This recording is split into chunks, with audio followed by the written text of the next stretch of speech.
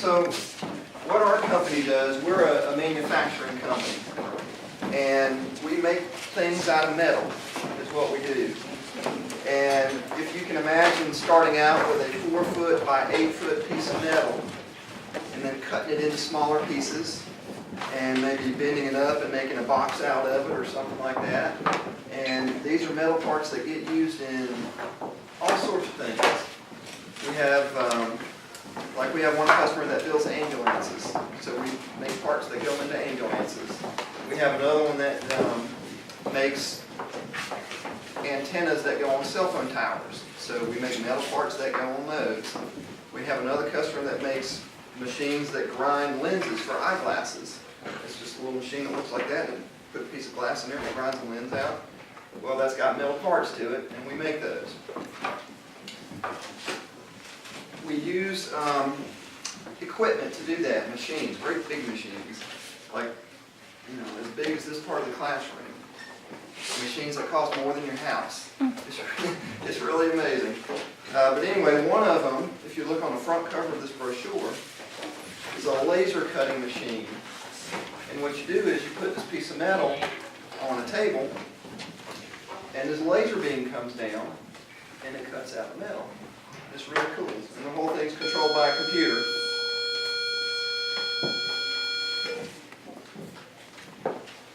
This picture here on the inside is another machine that cuts metal. It's called a punch. And it's got all kinds of tools in it, and it comes down and punches holes in metal. Boom, boom, boom, boom, boom. And then it'll sort of chop out the part with another different kind of punch. This one here, we also work with bars of metal, something that might be 20 foot long. And then you saw it into little pieces. And then you put it on this machine here, it's called a machining center, and it'll drill holes into it and shape it out and stuff like that. It's all controlled by computers. This one here, the picture of the sparks. Anybody ever heard of welding? Oh, okay. So, can somebody tell me what welding is? Yeah. It's using arcs of electricity to create large amounts of heat together, make metal parts melt and harden back together so it goes and fuses together. That is exactly right. That is really good. It's basically gluing metal together, and you do that with your glue is melted metal. It's kind of what that is. So anyway, that's what we do. And we brought some sample parts to show y'all kind of what they look like, to sort of give you an idea. And then Chris is our quality control inspector, and he's also brought some tools, because we measure the parts to make sure they're the right size. You see them talks all the time. And he's going to tell you about his job. And then Tony is our cost estimator, and he's the one who decides how much we're going to charge our customers for the parts that we make. And part of that is figuring out how much it costs us to make. That's the main part of it. And then he decides how much we're going to charge, and he's going to tell you about his job. And then They might be a little dirty. when they're done talking about their jobs, I'll tell you a little bit about my job as the owner of the company. All right, any questions so far? Yes, sir. So do you work with plasma cutting? We do not work with plasma cutting. No, we don't have that. We have a laser cutter, no plasma cutter. Any other questions? Yes, sir. How much electricity do you need to go and use to power the laser? A lot. You know what? I don't know. Yeah, I'm sorry, I don't know that one. That's a good question, though. Yes? Do you guys make gun barrels? We don't. We don't. Well, we don't have the equipment that would really be able to bore a hole in something that long. Yes, sir. Do y'all make materials for like cars and others? Actually, one of our customers is called Roush and Yates Racing Engines. You know, they make engines for NASCAR. Yeah, we do. Any other questions? All right, so we'll let Tony go, and he's going to tell you how he uses math every day. And believe me, I should say too, we use math every day, all day long. You cannot run a business without math, and you can't make parts like that without math. It's all part of it, and it's fun. All right, sir. Okay, guys, I'm Tony. Most of the quoting, most of the purchasing as far as our sheet metal goes. These are drawings of a part that we make in-house. It's made out of what? Did you bring one of these? Yeah, they have All one. right, somebody's got that part, it's right there. Can you hold that part up for me?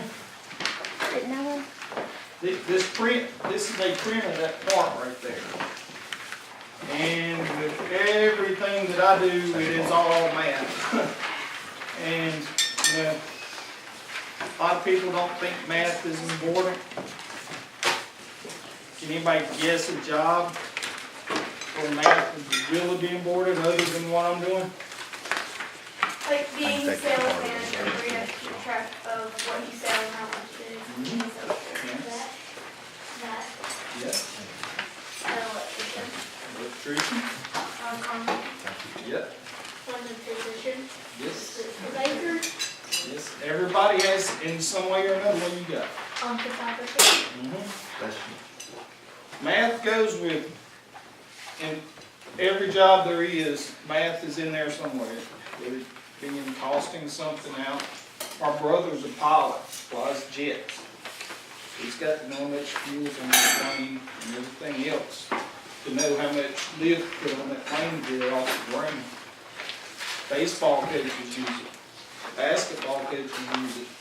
Everybody uses math in one way or another, and that's why it's so important. You gotta have math for your finances at home.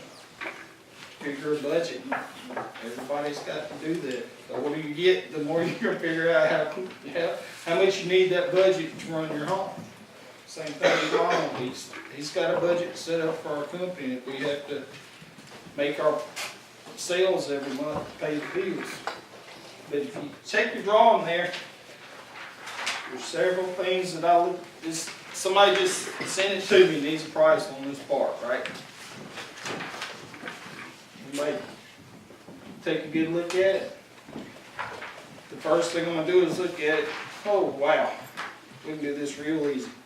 So chances are this thing's made out of 14 gauge stainless steel, which I'm not sure where the part ended up, but that's what the part's made out of. So I'm gonna look at it. Okay, 14 gauge. These want me to quote him to say 500 pieces of this part. So the first thing I'm gonna do is figure out the sheet yield on this part. Can anybody guess at what the length of that part is?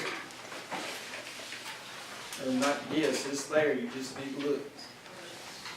So your print, this is where math's gonna come in for you good too. That top view right here, you're running 8 inches across that part. The width of that part, see it? What is it? About 3 inches. Okay, well, close. I gotta turn around so I can see it now. I said about. It's about 0.9 inches, it's 900 thousandths of an inch, so you're almost at an inch. You see the flange on the top side? Everybody see that? So I've got to add those two numbers together to tell me how wide to cut that part, right? And then I'm saying, all right, Ronald's like, most of the stuff we cut's on a 48 by 96 inch sheet. I've got to lay that part out on that sheet to tell me how many pieces I'm going to get on that sheet, right? So I'm coming down, I'm looking, okay, there's 8 inches long, chances are I'm going to lay that part down the length of that 96 inch sheet, right? So I'm going to get roughly 11 parts on that sheet, running down the length. Then I'm going to go, what, inch and 400 thousandths, I think that's what that adds up with the 250 and the 0.900 on that width. So I'm going to get about 8 parts across that. So how many parts am I going to get on the sheet of material? 88. 88. All right, well, it'll be 88, but I messed up somewhere telling you because I don't have my His math glasses is no on. good. That's why I use calculators a lot, but usually I'm rolling with this stuff, and I mean, I can get, I got 40 drawings today before we left for me to quote for tomorrow, so you can imagine how busy I'm gonna be. But I got to break that down and get a price for the material for each part, and then I've got to figure out how to cut these holes, how long it's gonna take to cut the holes in that part, how long it's gonna take to cut the perimeter of that part, and there's a cost added with that. And we've got to put a bend in it. So now I've got to set up time for the press brake that bends the material. So usually, you know, part that small, you can probably bend 300 of those an hour. But there's a cost with the brake, there's a cost with the time setting it up and running it. The time I add all this back up, and I'm plugging numbers in the computer all day, and it's usually based off of what I figure these parts at. And then, you know, we've got set rates, what the laser, what, $60 an hour? I think so. 60, press brakes 45. So you know, you're taking that $45, say I can bend 500 of these parts an hour, right? If I can bend 500 of those an hour, it's going to take me an hour, take us an hour to bend them. There's $45 in costs to bend those 500 parts. So you're looking at what? How much would that be? Per part? $45 per part.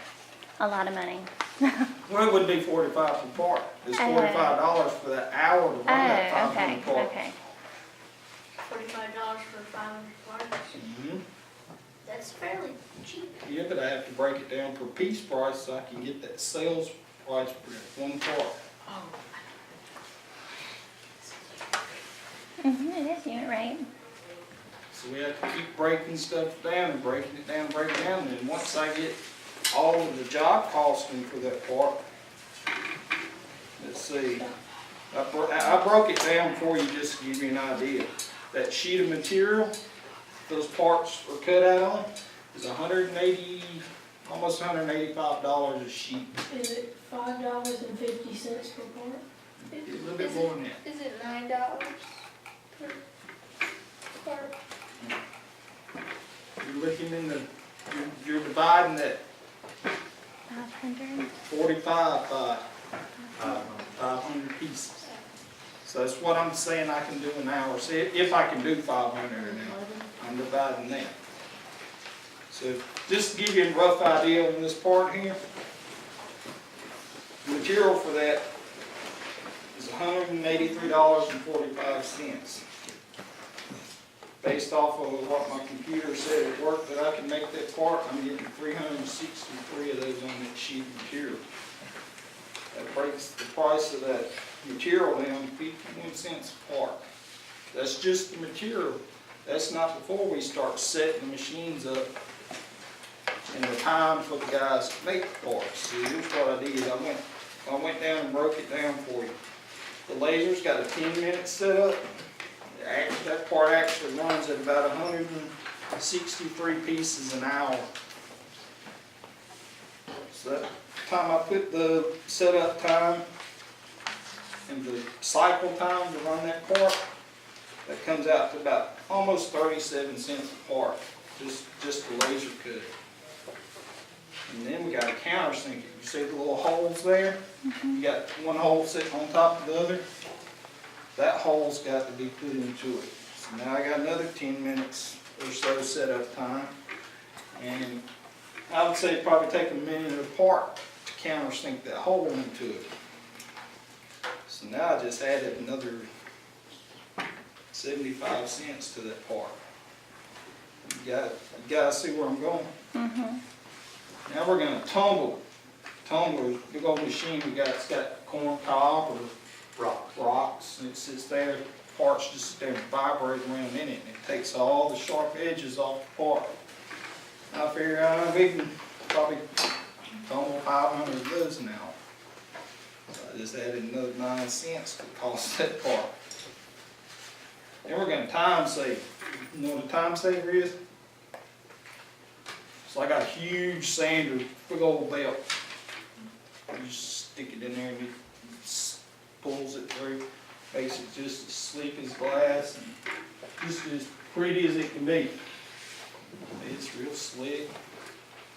Puts nice little green in it, makes it look real pretty. Customers like this. So the time I did that, I just added about another 19 cents to the cost of this part. So now we gotta bend it, put that real pretty straight bend in it. And that's, I've got about a 30-minute setup time for the guys to put the tooling in the brake. And he's gonna bend about 300, 350 of these an hour.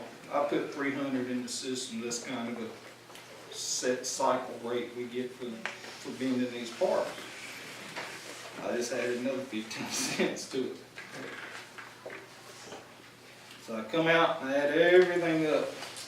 It's gonna cost USA Dutch about $2.19 to produce, to make this part before we even put a sale price on it.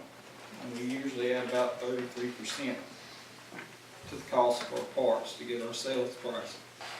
But stuff like this, it's just constant with me all day long. A lot of times, you know, I've got a quote book that I quote by. It's got rates for different thicknesses. I have to multiply and divide and add and all this stuff, depending on how thick this material is, to tell me how long it'll take us to run it. But then you get the big punch machine here, and it's boom, boom, boom, boom, boom, boom. It's supposed to make that hit 300 times a minute. So, you know, I start counting how many hits I'm gonna have on this part. So, I mean, it's always constantly going. Then, you know, I get to the point, you know, I got to shop for a material. I got to call the vendors, hey, get a good price on this material. And it all adds up through the day. But what I entered yesterday, Ron, I had a pretty good order entry. $40,000? About $40,000 yesterday. So I mean, the numbers are always going, and then when, you know, the guys make the parts, we cost them out. We know what we're making profit on and what we're not. And when I get done with my job, Ronald lets me know how good I did. Okay? But that's all I've got. And, you know, if you, any questions or?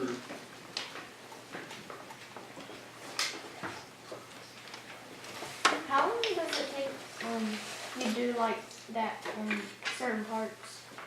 Well, I'm not sure what you're asking. Like to do like that part you're on in hand, how long would you say it takes you to do that? Well, let's see. To do the quote, you mean, or to make the part? To make the part? I can answer that. Go ahead, Chris. You want me to answer? Okay.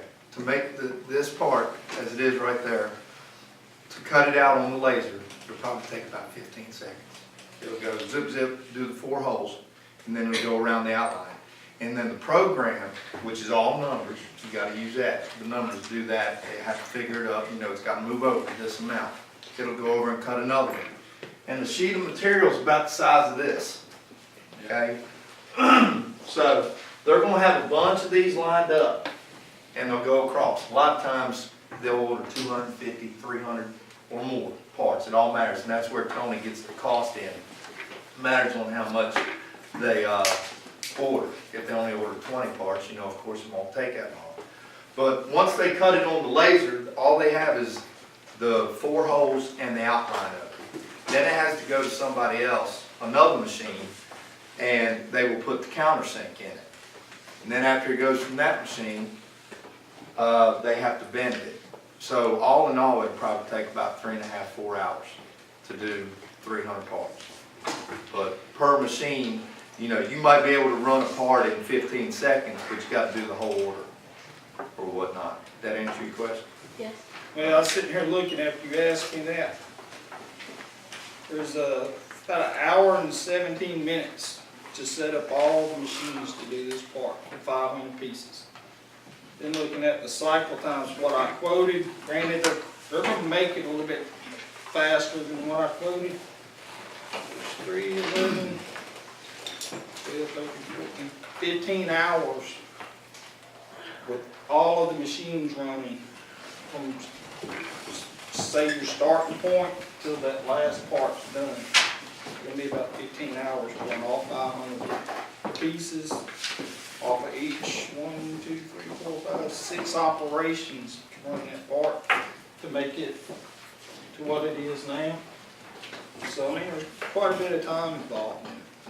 But it also runs fast because you've got 18, 20 guys out there doing a different job, and some guys doing the same thing, but it rolls along. But math is, guys, I can't tell you how important it is. It's very important. I mean, When you were younger, did you love math, or did you I just? did. You did. I did.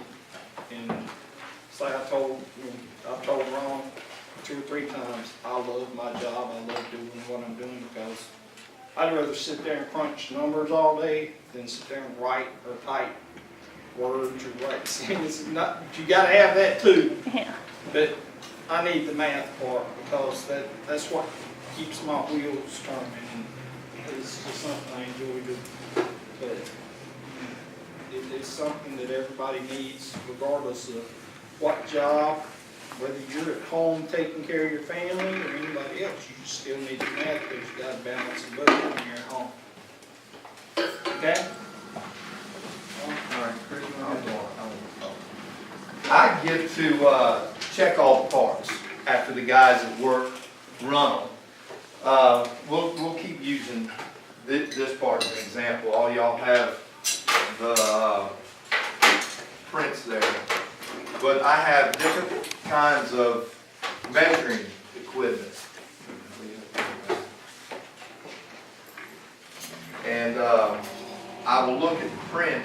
This is called a set of calipers. And what it does is it measures things in 1/1000th of an inch. Goes up, this one goes up to 12 inches. The one she has in front of her goes up to 40 inches. Y'all can see how big this thing is. Excuse me, I'm sorry. It all measures out in inches. Now granted, in Europe and whatever, they're on the metric system. I don't know if we teach that anymore or not, but you have to use math to figure out if a print is in the metric system and you want to convert it over to inches. You'll have to know how to do that. Yeah, the print that you have in front of you is in metric also. Right, that's what the bunch of numbers is, 203.2. So if you were to take that 203.2 and you know 1 inch equals 25 millimeters. See, I don't even know. That's how you would divide it. Therefore, that's where your math comes in to come up with the 8 inches or whatever. But when the guys come to me after every operation, they have to come to me and say, is this part made correctly? Are they doing their job? And I will look on the print, and like Tony said a while ago, there's this bend. Well, when it's in the flat, I have to check the hole sizes. We have pin gauges that are ground down to be precise. Like if you have something that says it's 277 thousandths, you would have a pin gauge that's got a little 277 wrote on it. I'm going to pass these around. Y'all make sure you give them back. Okay. Uh, Giving out they're- 4, you'll give They're back different 4. sizes. Okay. No, I got a whole bunch, but Okay. yeah. You can pass them around, but these can go in and check a hole size. And then I'll know if the part's made correctly or not. And then I can use the calipers to check the length, and it said it was 8 inches. This thing goes up to 12 inches. They do have them at 6 inches, and they even have one at 24. But I check the length, I check the thickness of the part, and tell them if they're okay or not. And then after I say they're okay, they can go back and they can start running production, however long it's going to take them to make the parts. For me, Tony was saying, like this part here is made in a flat. It's made out of a flat piece of metal like that. But we're gonna bend it to make it look like this. Well, when you bend the material, it stretches or it pulls. So you have to account for where that material goes when you bend it. So there's a thing called a bend deduction. And it matters on how thick your material is to what you're going to do to it, to how much you subtract off of it. So when we make this part, you have to program it to be that way for these two measurements to come out correct. Does everybody understand what I'm saying? Mm-hmm. You do? Okay. So if we were going to do that, and I had a part that was 900 thousandths on one side and a 1/4 inch on the other side, you add those two together. And then you would take away what they call the bend deduction, and that's what this should measure in the flat. Okay. We have all kinds of different parts that we make. This starts out as a solid piece of aluminum. It's about that thick. Of course, you can see how long it is. We put it in the milling center machine, and it cuts out this entire center. It will cut all these holes, drill and tap. And tap means it has a thread that, and there's all different sorts of thread gauges. The amount of threads per inch, right, Tom? But most of the parts that we run are easily done. I'm getting myself confused now, I'm getting all hot. It is hot in here. But you have to use math in it every day. Yeah, it's just hot. These sweatshirts are so hot. Now, did they have to make one piece and then bring it to you before you can approve it? Most of the time, if they're running the punch, which it runs a full sheet, it will run the entire sheet. And then they'll bring me one part out of that entire sheet, no matter how many parts it has on it. Sometimes they have 350 parts on one sheet for the small ones, like this, or others only have 3 parts. But some of them will have all kinds of holes in them, and I have to make sure all the holes are correct and in the right location, and then I can approve them to go ahead and start running for production. And the same as when somebody puts a bend in it. Make sure that the bend is 90 degree. I forgot this. I have a protractor. Y'all ever use a protractor? We haven't this year, Have but not. hopefully they've seen it. Okay, well, a protractor is something that has 180 degrees on it. And you know what angles are. Everybody knows what an angle is.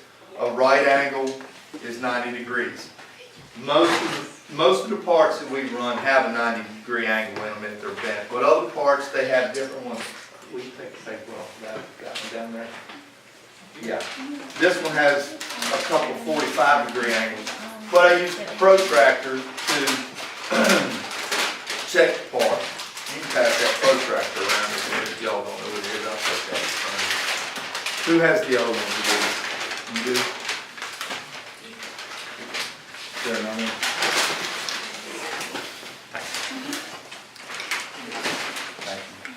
But this part that Tony's holding up, it has, wow, it doesn't have 45. But this has 2 bends in it that go like this, a 90 this way and then a 90 back this way. You would have to use a protractor just to make sure. A lot of guys out on the floor, they do this. This is what they do every day. There you go, that's a good one. See how this one is bent funny?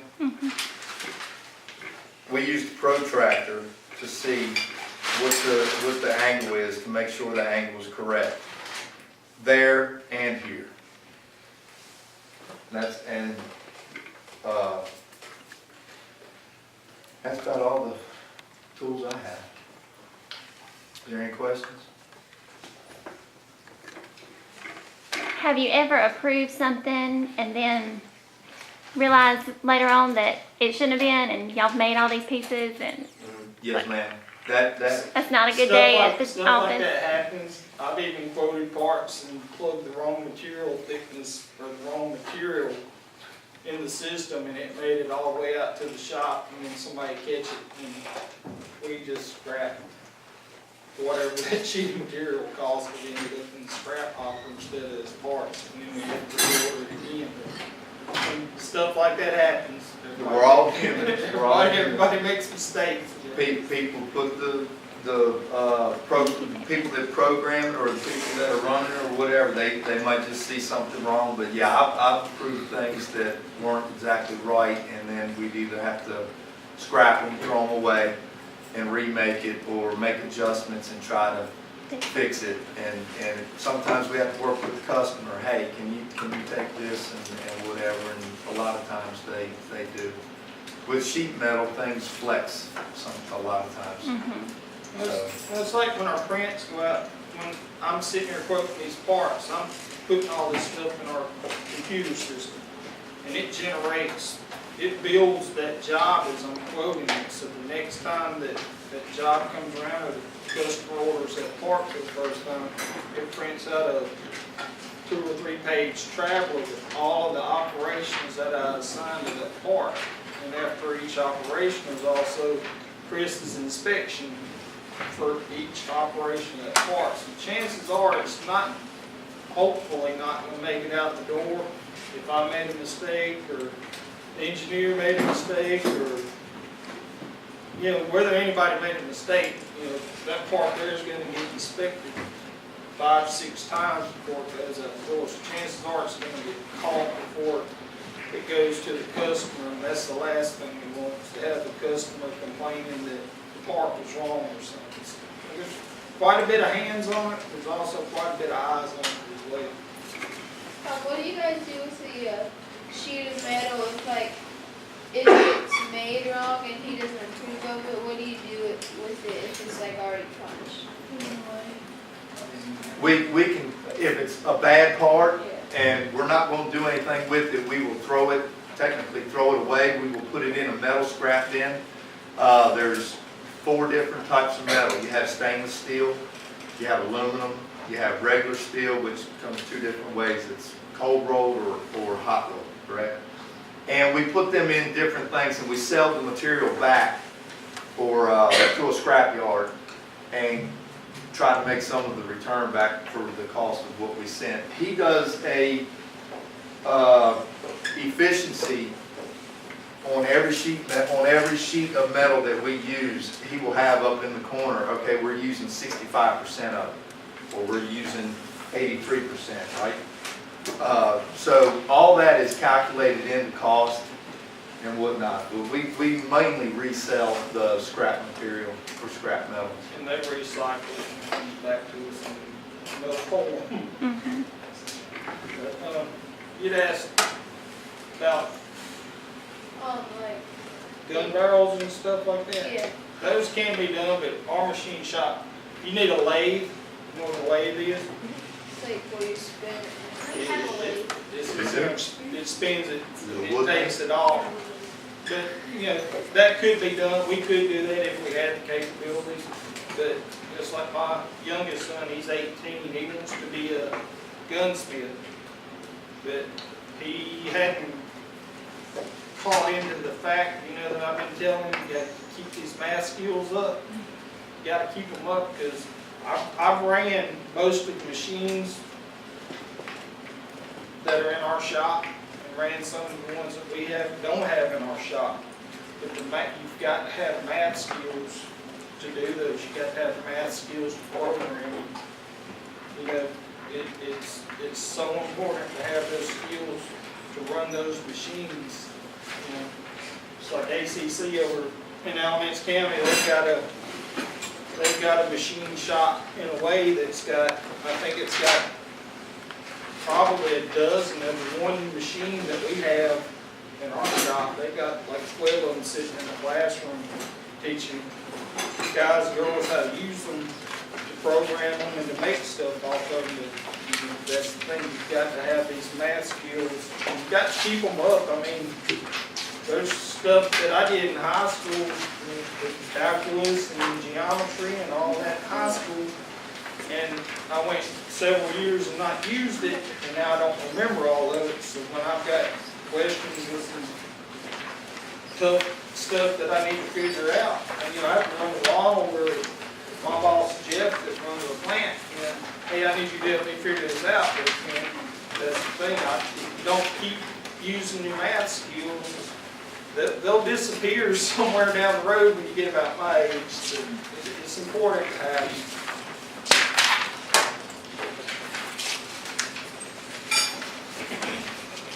Any more questions for Jeff or for Tony or Chris?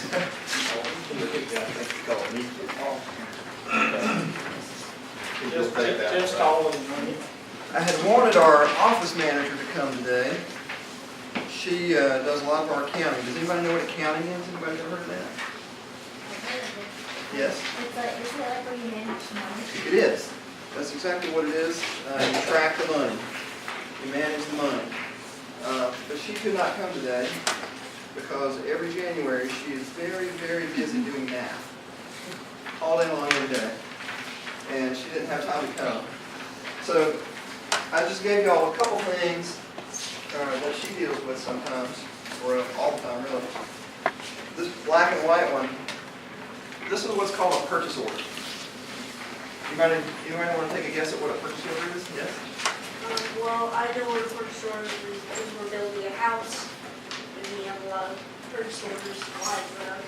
What a purchase order is it has the shipping number at the price, it's tax at some total, it's like a big receipt. Okay, kind of. It's when a customer wants to buy something from you, they send you a purchase order. And it has the items on it that they want to buy.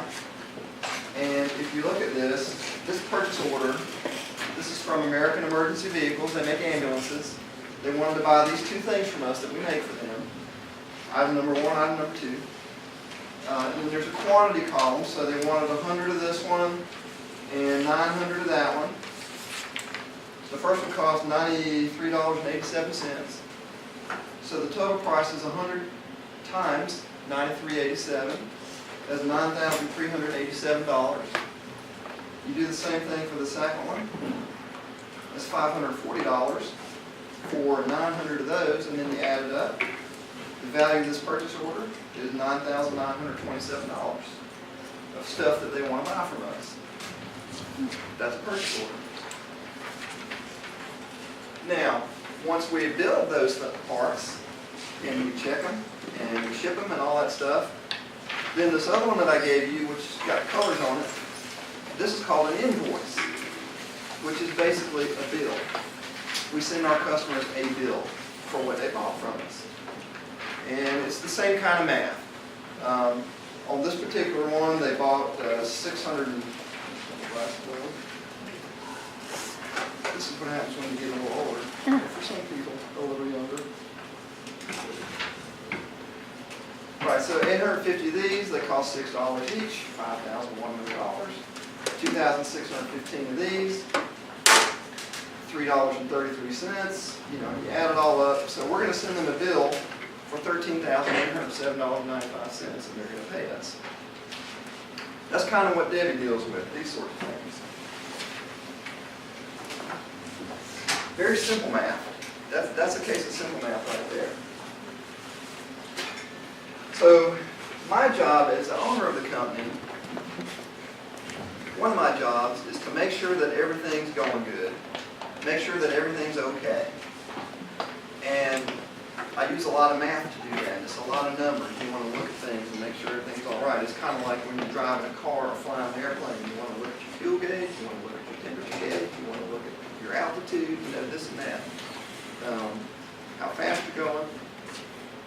And I use, I had a suggestion to show some pictures. All right, I'm going to show you guys some pictures. Really, graphs is what they are. Y'all ever do anything with graphs? Graphs are so useful. Oh, they're so beautiful. All right. Must be one graph. He's got a lot of them. Oh, golly. I'm a graph lover. So- When I hear graphs, I I think my leaf-fed eagle grabs. You think of what? My leaf-fed grabs. What's that? Leaf-fed is he's engaged. He's back. Yeah. All right, so here's one graph that I look at every week. I do this once a week. How many people like, okay, Ms. Mattos, can you close your eyes for a minute? Okay, everybody who likes math, raise your hand. That's actually quite a bit. Okay, hands down. All right, you may open your eyes. How many people like computers? Raise your hand. No, definitely. Ah, okay. Well, some who didn't like math do like computers. Some people love both, apparently. So a lot of the math that we do is done on computers. And there's a computer program that I use quite a bit called Excel. Anybody familiar with Excel? Okay. You'd probably be more familiar with it the older you get. So this is a graph that I made using Excel. And there's a lot of numbers behind it, right? Numbers, and then there's the graph. This is a graph of order entry. So Tony was saying that we entered $40,000 worth of orders yesterday. Well, we want to make sure, we want to see how we're doing every week on that. And this is a graph, now it's kind of hard to see from so far away, but this is a timeline on the bottom that goes back to January of 2008, all the way up to last week. So this is kind of like a calendar down on the bottom. And then on the left-hand side, and by the way, for those of you who are in the know, this is the x-axis. This is the y-axis. All right? All right, so this is dollars on the y-axis. And every week, there's two lines on this graph. The blue line shows what the order entry for that week was. The yellow line, anybody know what an average is? Y'all know what average is? Okay, a lot of people raise their hands. Okay. So the yellow line is a 5-week average. And the reason we look at that is because it kind of smooths it out. You know, if you're taking an average of 5, then the line ends up being kind of smoother. It's easier to see what's going on. And this really shows up better on the computer screen than on a printout. But anyway. Now there's another line going across here that's kind of an orange line. This is what we call our break-even point. Your sales have to be at a certain level for you to make money or lose money. The reason being, all right, every time you build a part, you got to buy the metal. Sometimes you got to send it out to the painter and pay the painter. So those are things you pay for every time you run a job. There's other things you pay for regardless of whether you're running a job or not. You got to pay the building rent. You got to pay insurance. You got to pay the employees. So even if your sales are 0 for that month, you still got to pay those things. So there is a way for you to, okay, you'll learn this later, probably in high school. There's a way to figure